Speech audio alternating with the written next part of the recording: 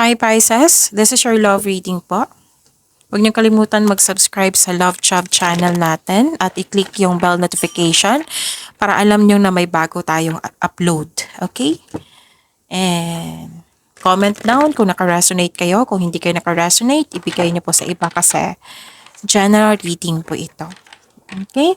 Tapos isipin niyo po yung person niyo na kahit andyan siya na hindi okay yung status nyo, hindi okay yung situation nyo. Pwede na nagkaroon kayo ng loss of connection or hindi na, matagal na kayo hindi nag-usap, na curious ka kung ano yung iniisip niya sa iyo, nararamdaman niya ngayon, loss of connection nga. Pwede din na sa manliligaw mo to. So, isipin mo siya ha, para makuha natin yung energy niya. Okay.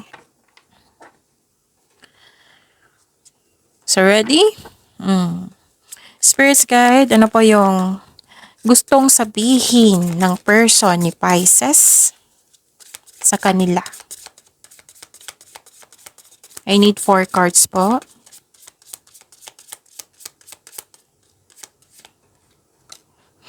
I love you so much but I keep running from you. I don't understand why I do this. So, umiiwas siya. May rason to siya. May rason itong taong ito na gusto kanya pero may dahilan siya na but I keep running from you. I don't understand why I do this. Hindi niya alam. Okay. Another message pa para kay Pisces.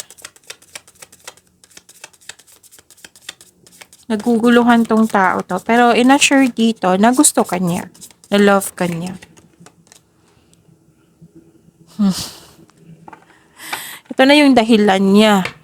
May kasalanan pala siya sa iyo, Pisces. I fear you will never forgive me.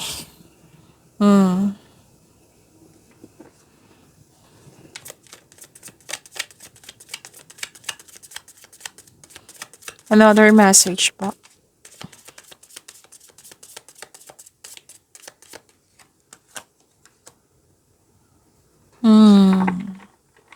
Maybe we are better off separated.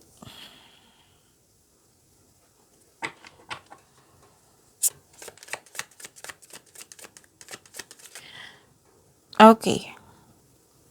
Pinili niyang magkaroon ng separation or space,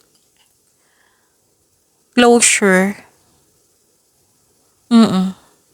Pero still naguguluhan siya. Natatakot siya na hindi mo siya mapatawad. Iniisip ka pa rin niya eh. Oo.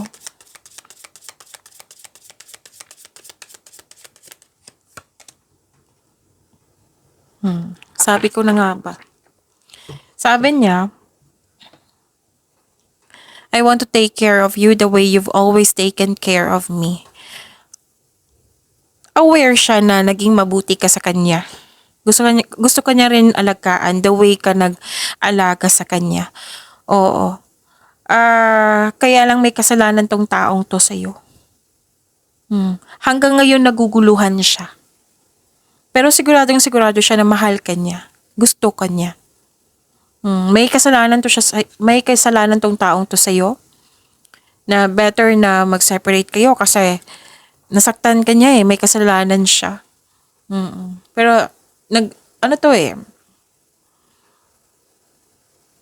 miss na miss ka niya. Gusto kanyang alagaan pero losing hope to. Itong taong ito. Okay? Basta sigurado ako naguguluhan to.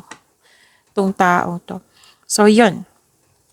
Spirits guide, ano po yung energy sa love life ni Pisces ngayong, okay, timeless reading pala to. So, para po kay Pisces, energy sa love life nila.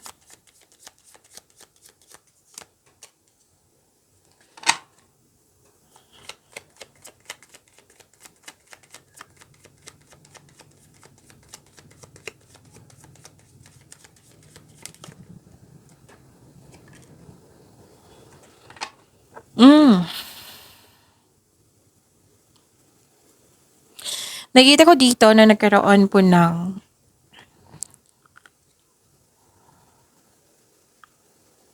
okay.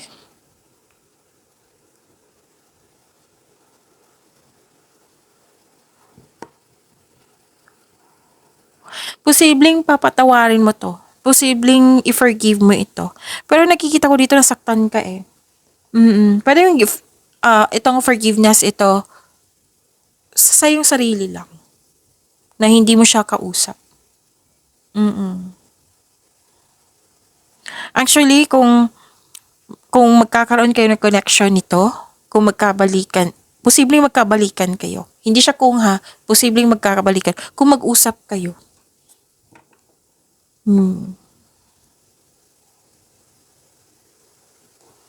Okay. May nakita rin ako ditong paglilipat, oh. May plano ka. May plano na gustong gawin. Kaya lang, nakita ko dito na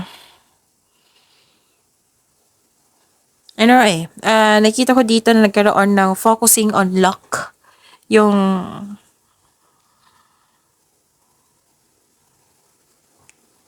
hindi ka naka-move on. Klarong-klaro dito. Hindi kayo naka-move on. Miss Job, may naka-move on ako eh.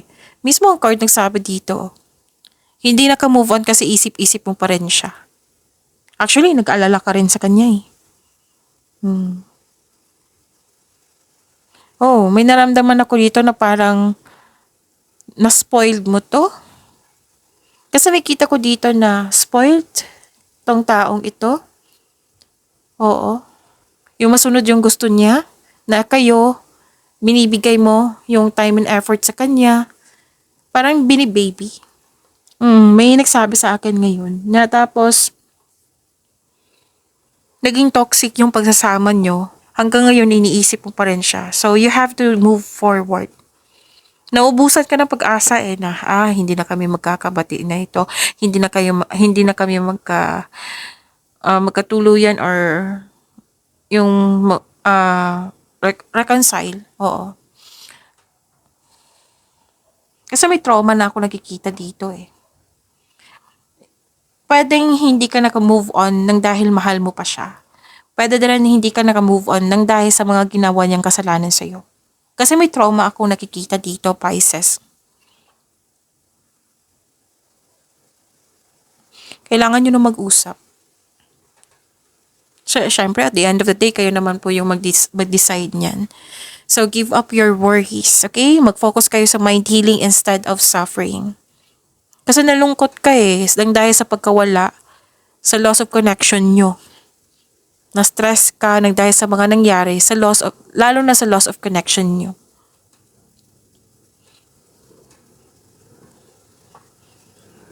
Spirits guide, challenges na ma-overcome ni Pisces sa love life nila.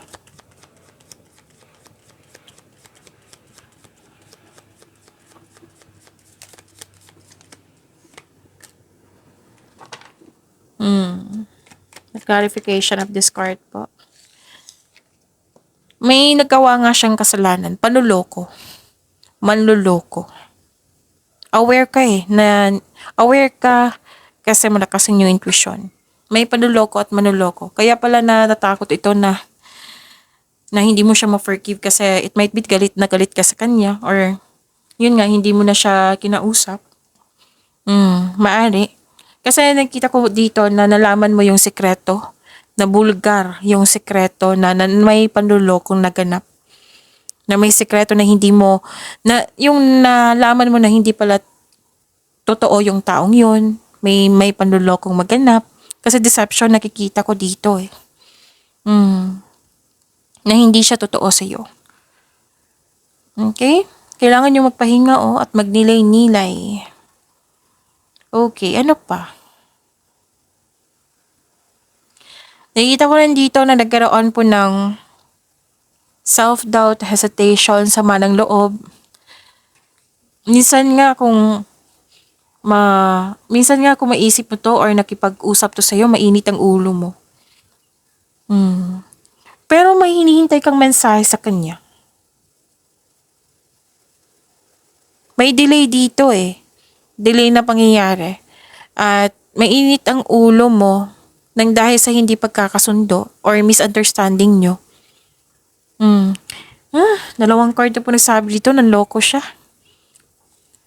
Sorry to say ha, kailangan ko tong sabihin. Hindi naman sa lahat kasi general reading to, right? Sabi ko naman kanina kung nakaresonate kayo, then comment down. Kung hindi kayo nakaresonate, ibigay nyo pa sa iba. May nakita ko ditong playboy. Usually ha, kung lalaki kayo, pwede siyang playgirl. Kung, oo, basta may ano dito, playboy or playgirl. Manluloko talaga. Manluloko. Sama ng loob ang nakikita ko dito. Now, isipin nyo yung person nyo ha. Spirits guide. Ano po yung, kamusta na po yung, kamusta pong energy ng partner po ni Pisces? Ano yung nararamdaman niya ngayon? Ano pa yung sasabihin niya? Ano yung next action niya?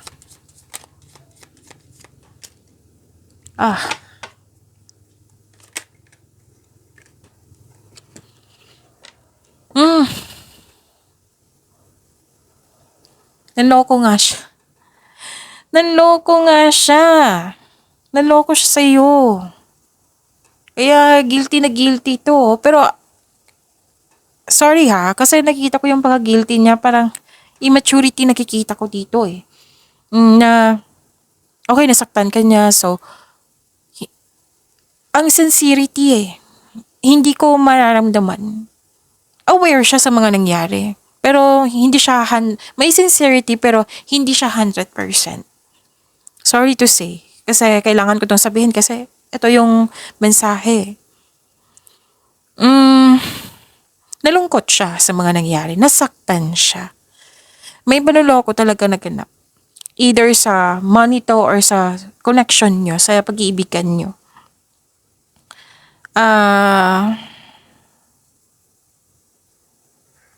Nasaktan din siya. Hindi siya makamove on. Hindi niya ma-process yung nararamdaman niya kasi naguguluhan siya. So may third party issue. May third party issue. So malungkot siya. Confirm na malungkot siya. May third party issue. May panulokong naganap. Oo. Naguguluhan siya. Yes, naguguluhan siya. At hindi niya alam kung paano, yung hindi ko nakita dito yung solusyon ni.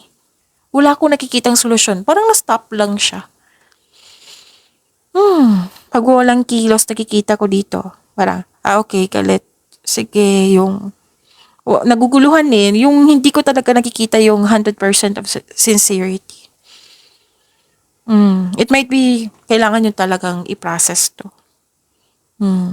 Walang closure. Wala po daw kayong closure. Na-stuck po siya sa mga nangyari. Nalungkot siya. Nakaramdam din siya ng takot. So, gusto niya nang humingi na sorry na hindi. Hindi nga siya. Naguguluhan nga siya eh. Nakikita ko dito yung immaturity. Actually kayo, matured na kayo. Parang na alam niyo yung gagawin niyo. Kaya lang na mas na yung emotion nyo, this is very normal. This feeling ninyo, Pisces, normal talaga yan. Valid yan. Siya, nakikita ko dito, immaturity. Yun na, may nangyari, okay, nawalan na ako ng pag-asa, nawalan ako ng gana, na-stop na. Wala ako nakikitang action dito. It might be sa susunod na reading, tingnan natin. Okay, hindi pa, both of you, hindi pa kayo naka-move on. Sa'yo, nakikita ko yung pagiging calm mo, pero nakikita ko dito yung, pag naalala mo siya or kausap mo siya, mainit ang ulo mo. Kasi may naalala nyo talaga yung pag-traidor niya sa'yo. Siya, wala, stop. Wala ko nakitang action po dito. So yun, Pisces, don't forget to like and share and don't forget to subscribe to our channel. Bagong channel to ha. Okay po. Maraming salamat.